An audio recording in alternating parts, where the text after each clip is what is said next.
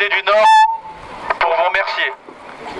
Pour vous remercier parce que je sais que c'est risqué en ce moment et que même nous, les députés, les candidats, les secrétaires généraux d'organisations syndicales, nous sommes comme Rima Hassan, comme Mathilde Panot, comme Jean-Pierre Delescaux, condamnés malheureusement, parfois poursuivis, pour apologie du droit international et incitation à la paix et à la justice. C'est malheureux, mais que voulez-vous, c'est l'état du pays et je crois que la question palestinienne a toujours révélé au fond tous les non-dits et toute la mentalité coloniale pourrie qui malheureusement agite encore les têtes pensantes de ce pays, que ce soit nos dirigeants politiques comme les dirigeants médiatiques. Je crois que... j'avais prévu un discours, mais en fait quand je vois la plage, je me dis qu'elle est belle quand même, la possibilité de vivre avec un peu d'insouciance, de vivre en liberté, de ne pas s'inquiéter nuit et jour, de savoir si on va être arrêté arbitrairement ou pas, de ne pas s'inquiéter de savoir ce qu'on va manger le lendemain, sur une petite bande de terre qui fait quelques dizaines de kilomètres, qui aujourd'hui, pour se rendre compte, peut-être que les gens devraient s'en rendre compte, c'est l'intérêt de cette marche d'ailleurs, de voir tous les bâtiments là qui seraient rasés, anéantis, avec des milliers et des milliers de corps encore sous les décombres, qu'on n'arrive même plus à comptabiliser sur place. Quelle est belle la liberté, quelle est belle l'insouciance.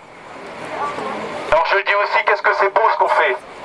Qu'est-ce que c'est beau ce qu'on fait. Ouais! Il y a une beauté à se battre. Toujours pour nos droits à nous, mais aussi pour les droits des autres peuples. Oui. Et c'est précisément cette mentalité coloniale qu'on essaye de nous imposer, de nous dire, mais ce qui compte pour nous, les valeurs européennes, ça vaut pas pour les autres, hein. Les Palestiniens, ça compte pas. Alors des fois, ils nous ressortent d'autres conflits comme ça, comme ils me le sortent sur les plateaux de télé, ils nous disent, ils ont fait ça à Émeric Caron il y a pas longtemps, et le Soudan, vous en parlez pas? Est-ce que vous en parlez, les médias? Est-ce que vous parlez de ce qui se passe au Congo? Évidemment que nous, quand on milite pour les droits des peuples, à chaque fois on essaye d'ouvrir notre conscience, d'ouvrir notre cœur aux souffrances des autres. Et évidemment, ce qu'on fait pour le peuple palestinien, marcher pour le peuple palestinien aujourd'hui, nous conduit inévitablement à marcher devant pour le peuple au Congo et pour tous ces peuples qui sont en souffrance, parce que c'est ça la beauté de l'engagement international. Et je sais qu'en France, il y a encore tellement de courants de pensée qui se mobilisent encore pour les droits des peuples à disposer d'eux-mêmes. Et vous pouvez nous convoquer au commissariat, vous pouvez nous embarquer devant la police, vous pouvez interdire nos manifestations, vous pouvez débloquer les étudiants. Pour nous empêcher de défendre le peuple palestinien, il faudra nous trancher la langue. Et notre détermination, c'est celle d'un peuple qui aspire à la liberté. Je voudrais dire aussi, moi j'ai été particulièrement choqué d'entendre, de voir la vidéo du ministre des Affaires étrangères il y a quelques semaines qui célébrait la 31e journée mondiale de la liberté de la presse sans avoir un mot. Pour l'endroit où les 3/4 des journalistes ont été assassinés 147 l'année dernière. à Gaza. Ou encore on continue à compter les morts. À Gaza, en Cisjordanie aussi. Et je voudrais rendre hommage à tous ces combattants de l'information, de la vérité, à ceux et celles qu'on a perdus. À Shirin Abu Akleh, assassiné en 2022, il n'y avait pas encore eu le 7 octobre, il lui avait tiré une balle dans la tête à l'époque. À Doua Sharaf, qui a été assassiné dans sa maison, il y avait sa petite fille avec elle. À ceux qui sont encore en vie, à Motaza Zaïza, à ceux qui sont encore en vie mais qui sont à moitié détruits.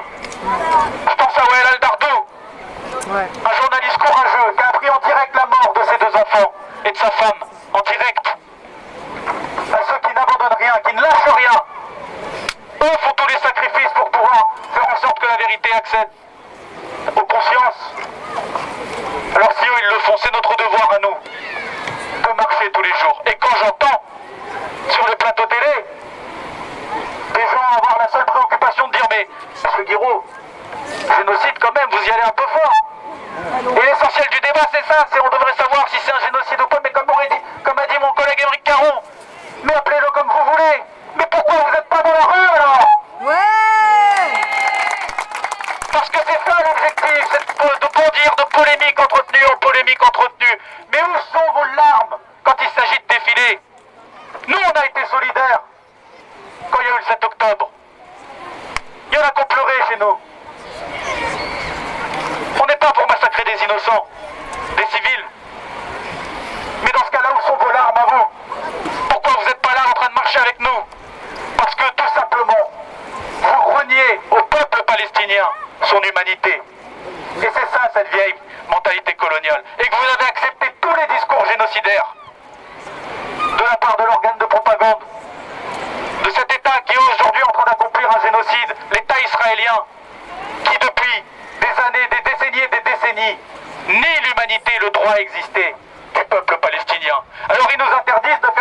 colonisation sur les campus. Mais par contre, quand je vois qu'en plein Paris, il peut y avoir des conférences qui appellent à la recolonisation, à faire une alia, à aller coloniser la Cisjordanie, ça par contre il n'y a pas d'interdiction, c'est permis. C'est ça le deux poids deux mesures qui nous dégoûte. Et qui je crois dégoûte beaucoup de gens. Parce que beaucoup de Français dans beaucoup de traditions politiques ont soutenu le peuple palestinien. Et cette tradition elle est encore forte. C'est pas qu'une tradition à gauche, d'ailleurs il y en a à gauche qui se sont fourvoyés. Hein. Mais avant il y avait un moment où franchement la droite c'était un peu plus intéressant quand il y avait Chirac. Un peu plus. Et puis il y a les communistes. Et puis il y a le courant altermondialiste. Voilà tous les grands courants qui traversent la France et qui font que ni aujourd'hui ni demain, on arrêtera de se mobiliser pour la Palestine et pour le droit du peuple palestinien à vivre digne et libre. Sinon notre liberté à nous ici, elle vaut rien. Elle vaut rien. On est des êtres humains qu'à moitié quand on décide de détourner le regard. Voilà la grandeur et la beauté de ce qu'on fait. Merci à vous de vous mobiliser. J'espère qu'un jour le peuple palestinien aura ce privilège-là de pouvoir affronter une des plus belles terres du monde aussi. Et de pouvoir sentir le sable glisser entre ses mains, sans entendre le bruit des drones, sans avoir les grillages, les checkpoints, sans avoir l'occupation, l'apartheid, la colonisation. Je crois que ce jour arrivera. Ouais. Je crois que l'optimisme est un devoir moral. Quand on sent que tout est en train de s'effondrer, ben c'est souvent aussi dans ces moments-là que les courageux lèvent la tête, que les courageuses lèvent la tête, ne détournent pas le regard et décident de dire à l'unisson: vive la liberté du peuple palestinien, vive le droit international, vive Palestine.